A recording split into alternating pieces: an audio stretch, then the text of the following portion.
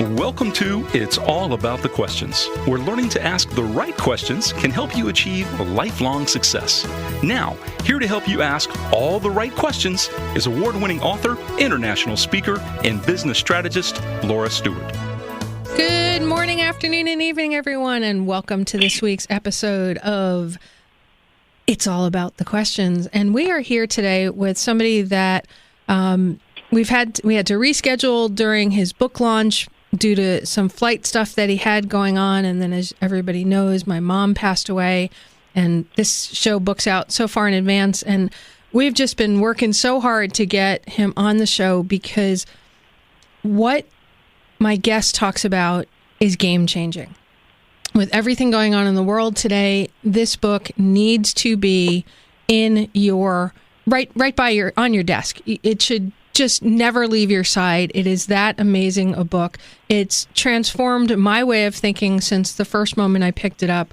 His first book, Flash Foresight, with my dear friend John David Mann, was a New York Times bestseller, totally revolutionary as well. I subscribe to my guests' newsletter list because I get such amazing things out of it every week. Please welcome, without further ado, Daniel Burrus to the show, everybody. Hey, thank you for having me on. Oh, it's so great to have you here, Daniel. It's fascinating to me the way connections happen and how you meet people, and then because you meet somebody, you shift your perceptions about yourself, about business, about life in general. And there's no one greater that I know right now today to shift thinking about what's happening in the world than you and your book, The Anticipatory Organization, Turn Disruption and Change into Opportunity and Advantage. I mean, it blew my mind, honestly. It did. Well, thank you. One of the things that I want to point out is that it's called the Anticipatory Organization, which makes it sound like it's not for an individual. But as you know, it is for an individual. And the reason I called it the Anticipatory Organization is because an organization is made up of individuals. And if there's only one individual in an organization that's anticipatory, they're not going to be that happy. So it's better because the rest will be crisis managing, putting out fires, and so on. So the idea is let's get more than one, and and I know you read my last book, Flash Foresight, which again I was very happy was a bestseller on all the lists. And what Anticipatory Organization does is really operationalizes that for an organization, as well as adding a lot of great new strategies, both for businesses and for individuals. The bottom line, Laura, is I'm teaching what I call the missing competency. And that is, right now we're really good at fast reacting because we know change keeps accelerating. And fast reacting is called agility. And all companies think agile is the answer. Of course, they come up with new answers all the time. But remember, agility is reacting quickly to a problem after it occurs. It's reacting quickly to a disruption after you're disrupted. And it's reacting quickly to competitors that have come up with a whole new way, or you've just lost your job because of some shift in the market. So what I'm doing is, instead of reacting fast, which has less value every year because technology is creating and speeding change up, we need to get out in front and learn how to anticipate problems before they happen. So you can pre-solve them. Anticipate disruptions before they disrupt, so that now disruption becomes a choice. And whether it's our job or whether it's our business or whether it's our industry or whatever we're working on, and to also anticipate the game changers that are all there for us to see when you learn how. And that's what I am. I'm a teacher. I want to teach people to be able to do this. Yeah. Over the course of your career, you've received so many accolades. I mean, it's amazing. One of my favorites is the fact that you've predicted more things that have happened than anybody else, especially in terms of technology. I kind of feel like you've given us, in both Flash Foresight and the Anticipatory Organization, those techniques to do it ourselves. Yet so many of us stop ourselves. We don't believe that we can predict the future reliably enough to actually make that leap to make change. Why do you think that is? Well, just to step back from that, whatever problem you've got, whatever thing, barrier, whatever it is, the way to find the solution is to start by looking in the mirror so that you can clearly see the problem. And because the problem is how we think about these things. It's the how we judge things, because judgment keeps us from seeing amazing opportunities, and our perceptions. We think we have to do something. For example, I've started 6 companies.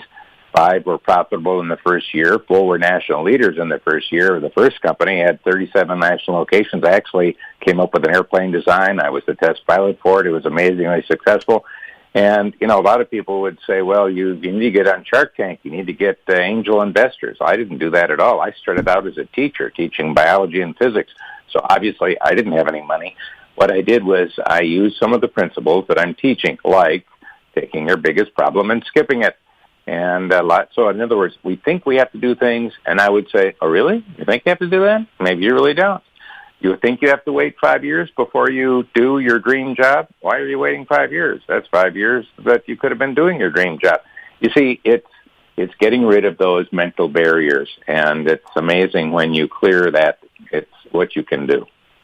There's a quote from your first book, Flash Foresight. You said, to a startling extent, in other words, our vision of the future is a self-fulfilling prophecy. Change your view of the future, and you direct your future. Yeah, it's really powerful. What I do when because I've given probably 2,800 keynote speeches around the world over the last 35 years and done a lot of consulting and so on. And really what I'm doing is managers change how people behave. Leaders change how people think without telling them what to think. In other words, what I'm doing is changing how people think, because if you change how you think, you can change your results.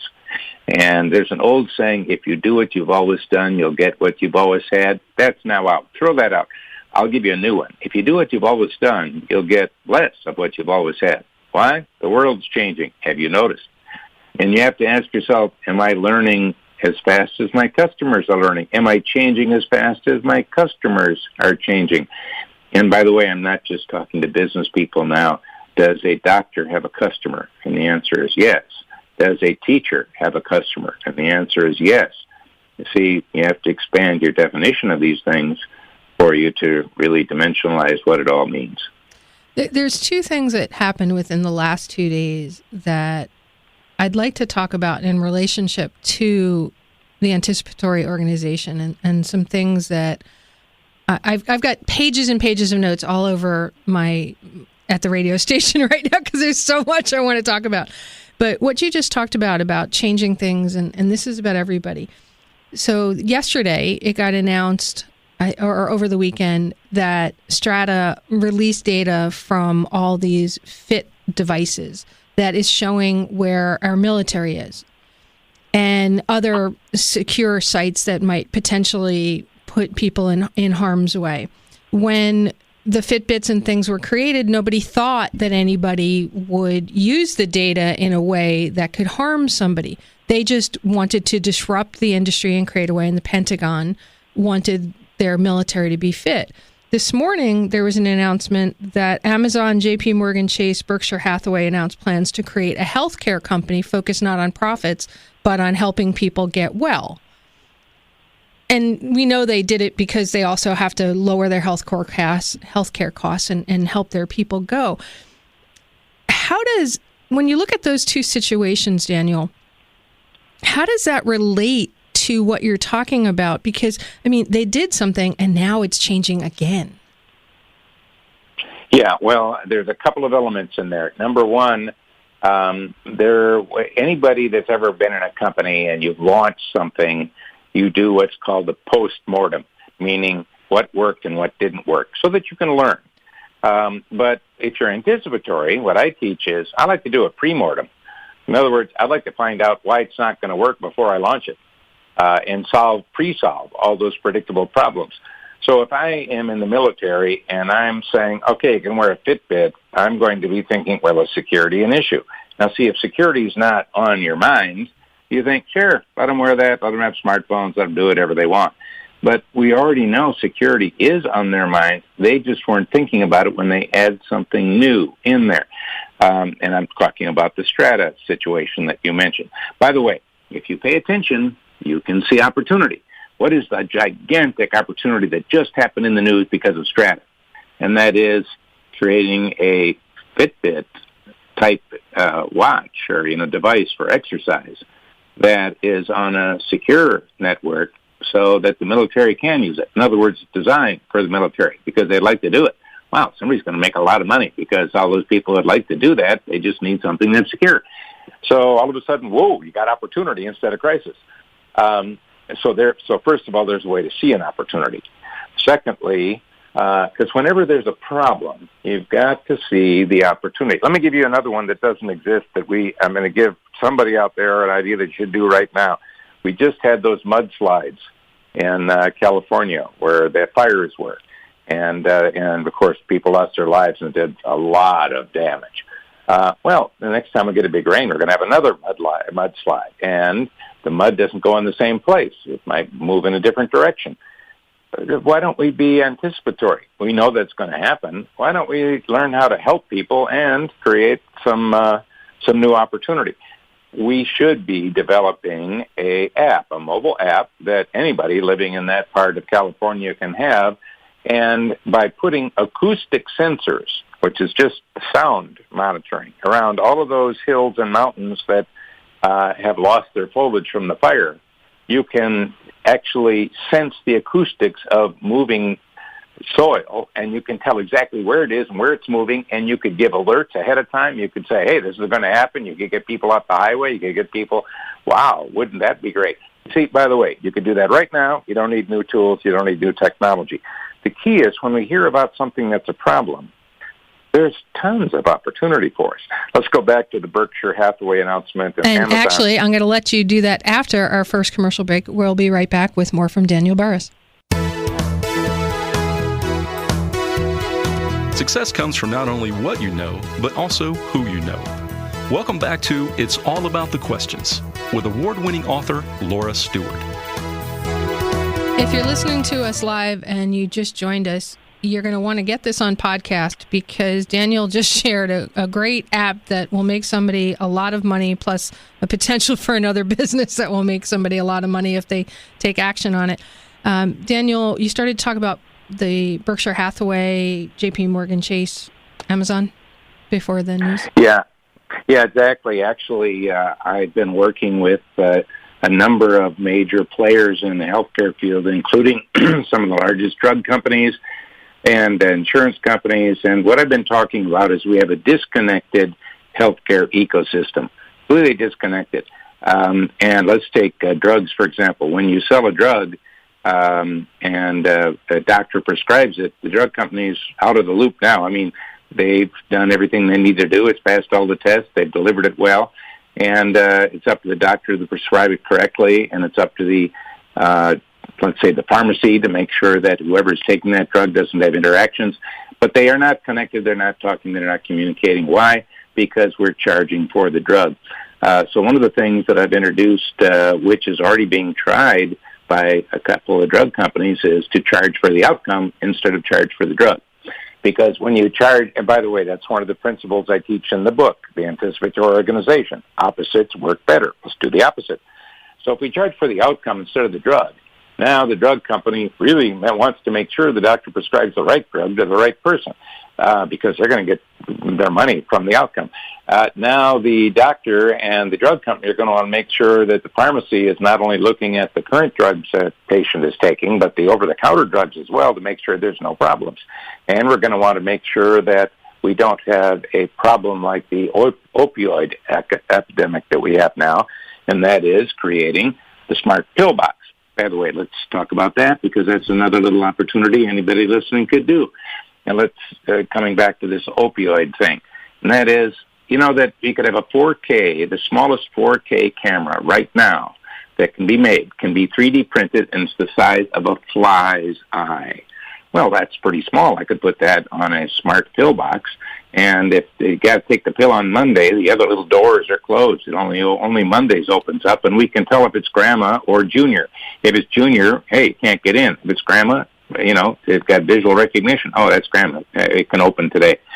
And in other words, all of a sudden you can get security, you can get all these things done. So I suggested last year that we get in touch with the people that they're seeing as the competition. So drug companies and others see Amazon and others as the competition. And I'm saying, well, Abraham Lincoln had a great quote. He said the best way to defeat an enemy is to make him a friend. Really, these aren't enemies. These are friends. We just got to get a connected ecosystem and reinvent and redefine, which is part of what I teach in the book. So actually, it's no surprise that that's happening in the news because the current system does not fit where we're going. That it fits where we've been. In other words, it fits the rearview mirror of our life, not the windshield. So, which is another great thing in your book. Yeah, well, in the book, one of the things I say, why is your windshield larger than your rearview mirror? And it helps to know what's up ahead. So when most of us are thinking about the future, we're using our past perspective, our past experience, which has served us well up till now, but the world is changing so fast, it's serving us less well. So what we have to do really is take a look at what do we see. That comes to a concept, another one I'll throw out there that's really powerful, and it fits everything we've talked about, and that's the concept of future view. Here's the concept. How you view the future, to a great extent, shapes how you act in the present. For example, right now there are people that are selling Apple stock. There are people that are buying Apple. Some people are getting into Bitcoin. Some people would never get into Bitcoin. Why? And it is their view of the future of Bitcoin or Apple or anything else. So how you view the future shapes how you act in the present. And by the way, how you act in the present shapes your future. In other words, your future view will determine the future you. So let's take retail right now. Let's say you're the CEO of multiple retail outlets, brick and mortar, and your future view of retail is, well, the good old days are behind us. What might you do? Well, based on that, you might close 174 stores. By the way, that's just what the CEO of Sears is doing. On the other hand, if you think the good old days of brick and mortar retail are ahead of us, they just don't look like the days behind us, you might buy Whole Foods. You might open up 100 brick and mortar bookstores, even if your name is Amazon. By the way, that's what's happening. My point is, your future view will determine the future you. I believe every listener now, listen, you're listening to this program. Every one of us, our future view is based on a rearview mirror. When you blow away the fog and you see the mountain of opportunity in front of you, by learning how to separate the things we know will happen, we'll come up on that in a few minutes, the hard trends that are shaping the future, you'll see so much opportunity, you'll not only get excited, you'll start shaping the future for yourselves and for others. All right, I want to talk about the hard trends, soft trends, because you just segged perfectly into it. I want to look at it in relation to something else you just said. You mentioned Sears. Sears essentially created the industry of people buying things without brick and mortar. The Sears catalog, perfect example of it. It was the thing that people in America used to buy things. I mean, I watch MASH all the time. They waited for the Sears catalog to arrive at the Korean War, at the Korean front, so that they could buy things and have it shipped to them. Yet Sears was unable to see this trend of it going away from the brick and mortar back to a catalog basic idea, but the catalog's now the internet. In relation to your concepts in the book of hard trends and soft trends, how does that fit? What were they missing? It fits really well. And, well, first of all, you said that Flash Foresight was my other book. Actually, I've written 7 books, and if you go back to Technotrends, which came out in 1993. Excellent book, by the way. I love that book. If you go back to Technotrends, one of the things I said in there, it was right in the book, was Blockbuster is busted. And if you read underneath it, I'm talking about the shift to streaming video, and if you look at it, it's really what Netflix did. And that was in 93. In other words, the future is there for us to see, and The two most important points in a person's life is the day you're born and the day you find out why you were born. I'm lucky I found out why I'm on the planet, and that is to teach. So here's how you can do it. I don't want to be the only guy that can accurately predict the future. I want all of us to, because you can use that future view then to shape it. So here it is. Okay, and just so you know, we have about 1:30 to national news. Just giving you a heads up. You got it. I appreciate that. So let's talk about certainty and uncertainty coming up to the news. And that is, we think the only thing we can predict about the future is death and taxes. Yet we know there's going to be a full moon on the 31st. We know when the next full moon will be. We know there are sales cycles, weather cycles, biological cycles. There's over 500 known cycles that repeat. We also know there's another kind of change, and that is linear exponential change. It's one way. It's not a cycle. Once you get a smartphone, you're not going back to a dumb phone. So when we come back from the break, I'm going to talk about how you can see the amazing predictability of the future, how amazingly predictable it is. You can't predict all of it, but it's amazing how much you can by separating the hard trends that are based on future facts that will happen for sure from the soft trends that are based on assumptions about the future that might happen. When you know the difference, it'll make all the difference. That one thing alone. I mean, I have so many dog-eared pages in this book, Daniel. It's crazy, and it just blew my mind. Even while I was going through the grief of losing my mom, it actually helped me see that mom dying wasn't the end for me. And I know that wasn't the intent of your book, but it helped me see a future. So thank you for that. And we'll be right back with more from Daniel Burrus, author of The Anticipatory Organization, Turn Disruption and Change into Opportunity and Advantage. Welcome to It's All About the Questions, where learning to ask the right questions can help you achieve lifelong success. Now, here to help you ask all the right questions is award-winning author, international speaker, and business strategist, Laura Stewart. If you're listening live on iHeartRadio, welcome back, everyone. If you're listening on the podcast, this was instantaneous since you didn't have to listen to the national news. I am here with Daniel Burrus, author of The Anticipatory Organization, Turn Disruption and Change into Opportunity and Advantage. And Daniel, before the national news, I shared how your book helped me re-enter the world, kind of saved me a little bit after my mom passed away. And there was so much in the book with we promised our listeners that we would talk about hard trends and soft trends and why that distinction is so important to help you move forward. And I know you're also going to share later on how people can get a free copy of your book. So, yay.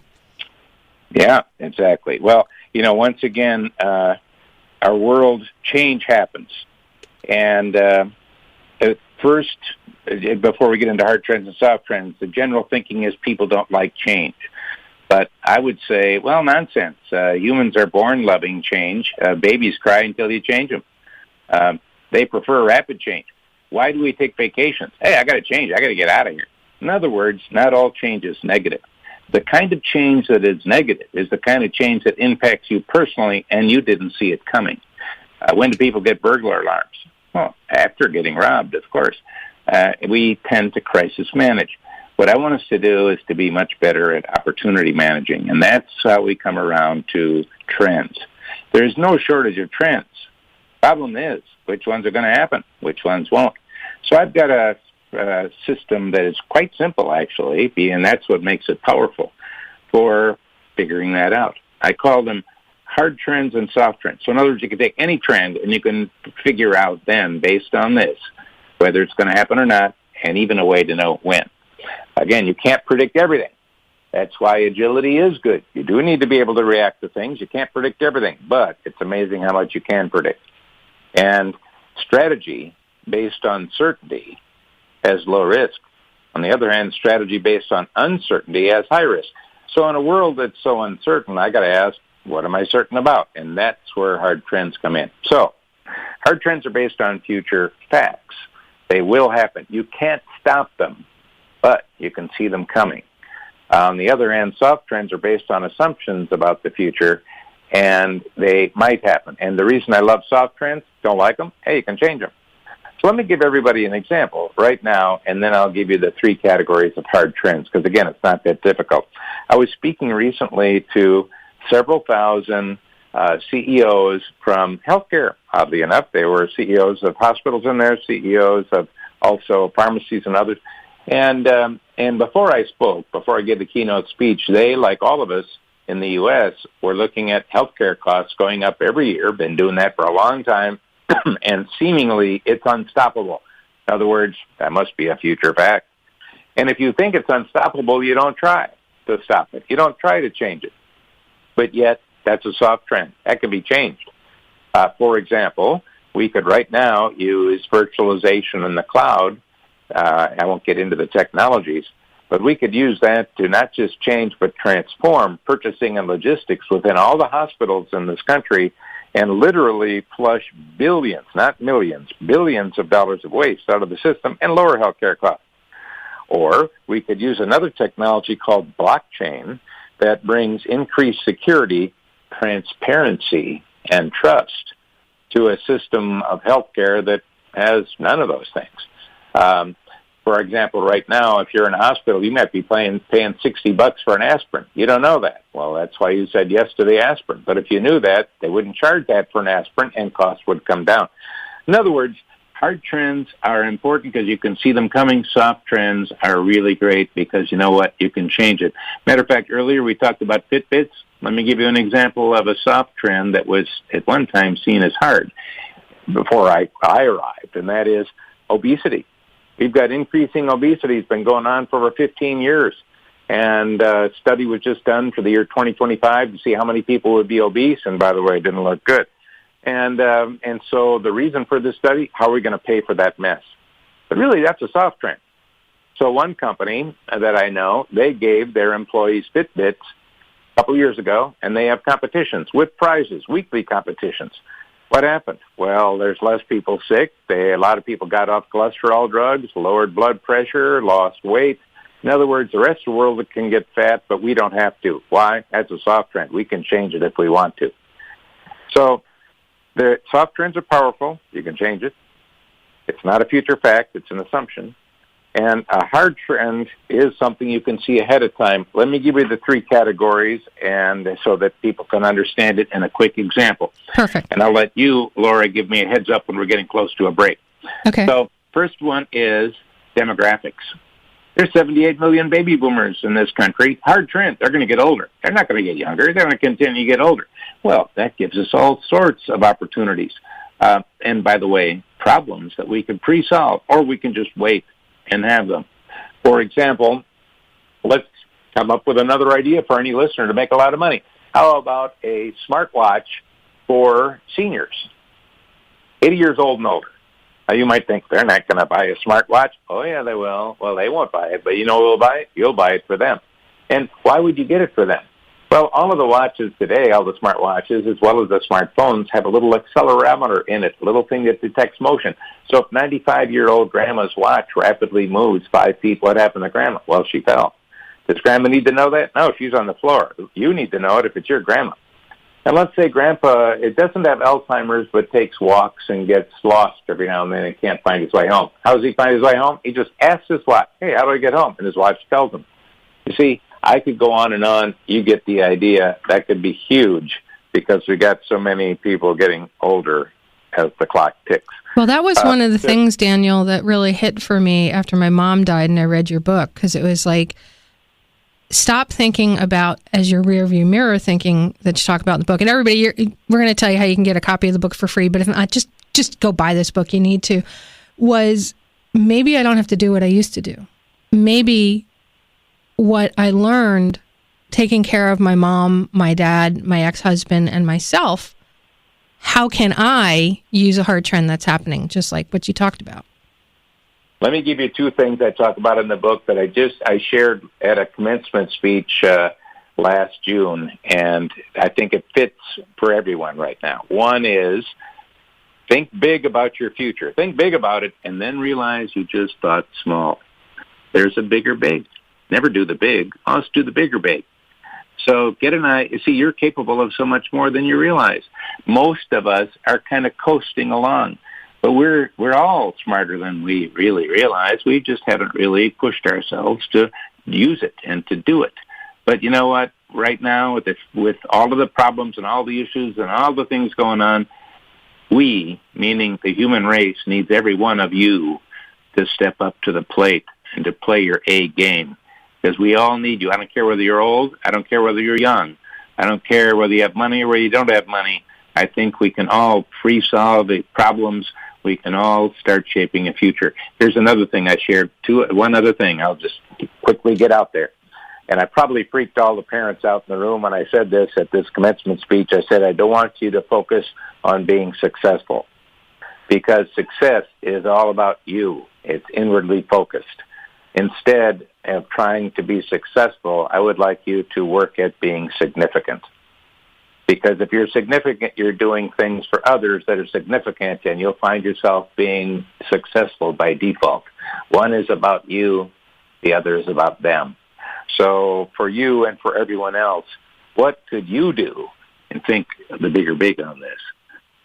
Be significant, and by default, you'll find yourself being quite successful. So that fits in with your idea of these hard trends and soft trends, because if you're not just worrying about being successful, being significant, you'll be able to detect the trends more or see them for what they are. Is that correct? Yes. What you get is from a hard trend is you get the confidence that certainty provides, and the confidence to make a bold move, because you understand something that if it can be done, it will be done. And if you don't do it, someone else will. So I'd like to know what could be done. And it's amazing. I mentioned there were 3 categories. So you've got demographics as one. Another one is government regulation.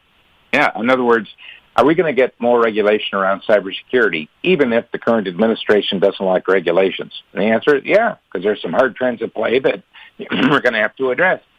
Let me give you an example of a young woman turning that into an opportunity. A real law in California that is a real one that was passed.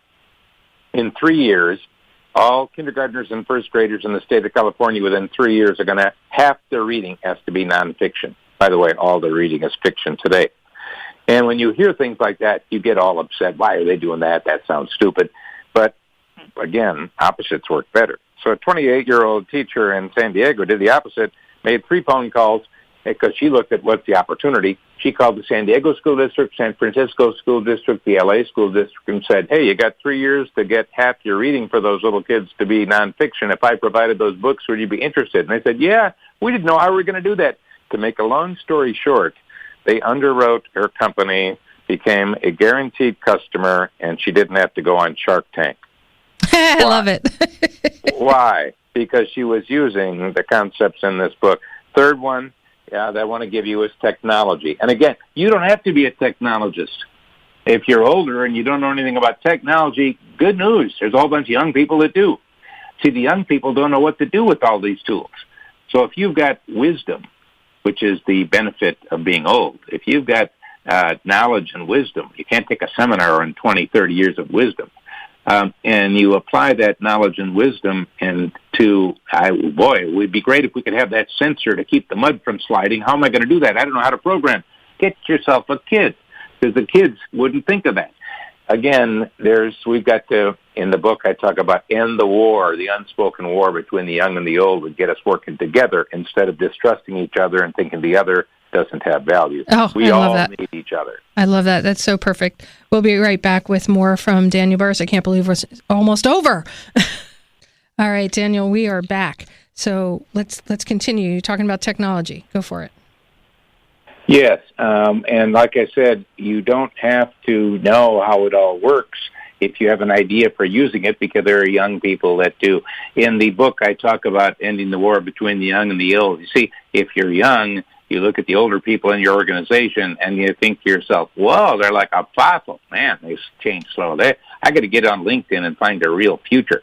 And if you're older, you're looking at the young people and you're saying to yourself, how is the world going to survive them? And in reality, we've got some distrust, but we need each other. So instead of having this warring, what we need to do is, if you've got an important meeting in your company, and you're going to make some big decisions. And if it's all baby boomers, what's the hidden message to all the young people? Well, the only way you can make a difference here is to get old. But that's not the message you want to really be sending. So what we need to do is work, and there's strategies in the book on how to do just that. Back to technology then. If you go to Burrus, BURRUS.com, I've got a list of the hard trends of technology that you can download for no charge. You can go and get it. And it's a really great list. So instead of taking our time, because I know we don't have a lot of time, please just go there. Also, I write blogs on this. As you mentioned, I've got newsletters on this. Burrus.com is a way to find it. And you mentioned I'm going to give away the book. Let me just squeeze that in real quick so we don't get... Take your time. Definitely need to have that there. Yeah, let me get that. First of all, it's called the Anticipatory Organization. You can get it in any bookstore. You can get it at the airports. You can get it at Amazon. But for this show, I'm going to give you a hardcover copy, not digital, for free. You got to pay a few bucks for shipping, so you're going to have to do that. But it'll be FedEx to you before the week is out. And so you go to, the book is titled The Anticipatory Organization. To make it easy, it's TheAObook.com. TheAObook.com. And you pay for shipping, and I'll give you a free book. And by the way, the reason I'm doing that is because I know you're going to like it so much, you're going to recommend it to a friend. They're going to go and buy it on Amazon, and I'm going to I'm going to be fine. So there you go. And this is a book that really needs to be out there, because too many people are saying they can't make a difference, that they can't shift, they can't change, that there's no way an individual or a small business can compete with the big guys. This book changes that. It gives everybody the opportunity to look at something and go, oh, okay, I can disrupt and change. I can turn opportunity, and I can see opportunities where before all I saw were blocks. Yeah, let's even talk about that word disruption. Most people think disruption is negative, and the reason is because it happened to you. It disrupted your career, it disrupted this or that, and the reason is you didn't see it coming. You got caught by surprise, but you could have seen that coming, and that's why I'm teaching you how to do just that. What I want all of us to become is positive disruptors. A positive disruption, for example, Amazon, are they agile? No, they're disruptors, and it's not negative for Amazon. It's just negative for the people that they're disrupting. We can do that. We don't have to be Amazon. We don't have to be Steve Jobs. We don't have to be Microsoft or Google or any of these big companies. Any individual today can do amazing things because the power of the technology is so good, and the cost is almost free for a lot of it. There's almost no barriers. The biggest barriers, I said, well, look in the mirror. It's your thinking that you can't do it. Well, get rid of that thought right away and realize you can. You talked about pre-mortems. It sounds to me that when you're getting ready to be a positive disruptor, the pre-mortem becomes a critical part to making sure that there's long-term success, not just short-term success. Would that be accurate? Absolutely. And so that means, like, for example, I've launched a online learning system around the Anticipatory Organization a couple of years ago, and it's been an award winner, and it's being used by the Pentagon for planning, as well as small and mid-sized businesses and individuals. So what I did was, before launching it, I designed it the best I could, but then I got all these different people to use it and tell me why it wouldn't work in their company, why it wouldn't work in their organization, why it wouldn't work for them. And I got all of the reasons why it wouldn't work, or problems or issues, solved every one of them until none of them could come up with any more. And when none of them could come up with any more, hey, I'm ready to launch. And what happened? I don't have problems to solve. I pre-solved them. This isn't that hard. We can all do that. Heck, it saves you a lot of time. Matter of fact, that's another thing I do, and I teach in the book. When I started out, as I said, I was a teacher. I didn't have a lot of money. So what I do, I learned how to fail fast because I couldn't afford to fail slow. So there's ways that you can fail fast instead of failing slow, which, by the way, is expensive and takes up a lot of time. So there's all these tools. Another one we didn't talk about in this interview is how to take your biggest problem and skip it. Frankly, the skip it principle is worth the book right there. I know. I could talk to you for hours more, Daniel, because there's so much content in this book, which is why everybody needs to get a copy, and you're making that happen. Well, thank you. You know, the skip it principle is powerful because whatever problem you've got, that's not it. That's why you can't solve it. You're working on the wrong one. And there is a way to find the right one, which actually is totally solvable. Okay, run through skip it. We have like a couple of minutes. Just give a quick example of skip it. All right, I'll give you a really quick example. My niece just called me, and she's got her first job, and she said, Uncle Dan, I really can't save any money. I'm working hard at saving money, but I can't do it. And she knows it's possible because her older sister has a job and can save money like crazy, but Hallie can't save money. So I said, well, that's because you're working on the wrong problem. You've got to work at how you spend money. If you work at how you spend money, you'll save money by default. You see, she was trying to save, but not working on spending. She was working on the wrong problem. Most of us are stuck because we're working on the wrong thing, or we are doing it because we think we have to, and you could skip it altogether. Do I got 30 seconds yet? Yeah, you got 30 seconds. Go ahead. Okay. I've got a guy who's been a successful chief marketing officer. He was going to go back to school and get another degree in marketing so that he could do his own consultancy. And I said, well, that's going to take time. Why don't you skip that whole thing? You've already been a CMO. Why don't you just start doing it now? And I talked about how we could do it and how we could launch it. Didn't take long for him to get the light and see, well, you know what? I don't need to do that. I just thought I needed to do that. Now, by the way, I'm not putting down going to school, but in his situation, he thought he needed to do something, but he really didn't. He skipped it. That's perfect. Perfect. So we've just got a couple of minutes left, Daniel. Remind everybody again how they can get on your list and how they can get a copy of the book just for shipping. Yes, go to the THEAO book, theaobook.com. And again, you got to pay for shipping, but I'll get you that hardcover copy of the book. And you can go to Burrus, BURRUS.com, and find all kinds of resources that you would like and be able to use. And the biggest thing is you have much more capability than you think you do. You have more power than you think. I would like us all to shape a better future, actively shape it, not be a passive receiver, but an active shaper of the future to create a better future for yourselves, for your family, for your employees, the people that you work with. If we're all doing that, we're going to have a much better future than sitting back and having a wait-and-see attitude, which, by the way, I don't like. I think you may not like it if you do that. That's just such a great way to end the show, for everybody to be an active shaper of the future. My listeners very much want to make a difference in the world. They're entrepreneurs. Some of them just don't know how to start. Your hard trend and soft trend. You've got that list of hard trend lists up at burrus.com for people to look at in case you're just stuck and you need some ideas.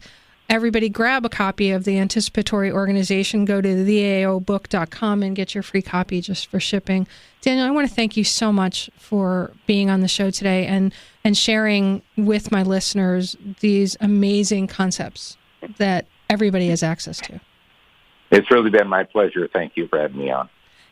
It's a joy to have people on, and I want to thank John David Mann for introducing us, because he's just one of those people that helps me shift my own thought processes to the future with his writing and the things that he's doing, and introducing me to amazing people like you. So everybody who's listening, remember, the right questions can truly change your life. So what are you asking today? And are you looking in the rearview mirror, as Daniel talks about? Future forward thinking, everybody. See you next week. Hug someone you love. You've been listening to It's All About the Questions, starring Laura Stewart. Connect with Laura at it'sallaboutthequestions.com and download a free workbook that will help you ask better questions starting today.